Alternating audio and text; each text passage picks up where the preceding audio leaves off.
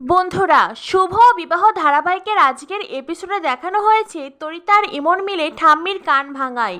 ইমন ঠাম্মিকে বলে, ঠাম্মি, তেজ তো আমাকে বলেছিল আপনার কথা ছাড়া এই বাড়ির একটা গাছের পাতাও নড়ে না। তরিতা বলে, সেটাই তো, ঠাম্মির কথা ছাড়া একটা কাজও হয় না, আর ঠাম্মির কথার বিরুদ্ধে কেউ কোনো কথাও বলে না। ইমন বলে, কিন্তু আজ আজ তো ঠাম্মির কথা কেউ শুনছেই না, মানছেই না, আর এর জন্য দায়ী শুধুমাত্র সুধা। আসলে কি ঠাম্মি, আপনার অবসরের সময় হয়ে এসেছে।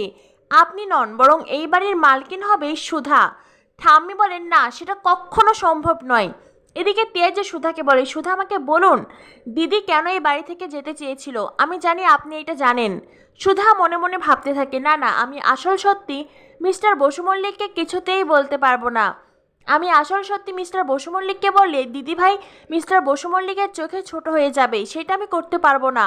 সুধা বলে, না না মিস্টার বসু মল্লিক, আমি আপনাকে কারণটা বলতে পারবো না। তেজ বলে, কেন কেন বলতে পারবেন না? সুধা, আপনি কেন আমাদের পরিবারের মান সম্মান নিয়ে এমন ছিনিমিনি খেলছেন? সুধা বলে, মিস্টার বসু মল্লিক, আমি আপনাদের বাড়ির মান সম্মান নষ্ট করছি না, বরং আমি এই বাড়ির মান সম্মান রক্ষা করার চেষ্টা করছি। তখনই সেখানে ঠাম্মি আসেন। ঠাম্মি এসে সুধাকে বলেন, এই পরিবারের মান সম্মান রক্ষা করার জন্য তোমার যখন এতই চিন্তা, তাহলে কাল যখন জ্যোৎস্না দিদিভাই বাড়ি থেকে পালিয়ে গিয়েছিল তুমি কেন কাউকে জানালে না? বলো বলো, কেন কাউকে জানালে না? সুধা তখন চুপ থাকে। ঠাম্মি বলেন, কি হলো, চুপ করে থাকলে কেন? উত্তর দাও, কেন তোমার মুখে কোনো কথা নেই? আমি জানি কেন তোমার মুখে কোনো কথা নেই, কারণ তোমার কাছে কোনো উত্তর নেই।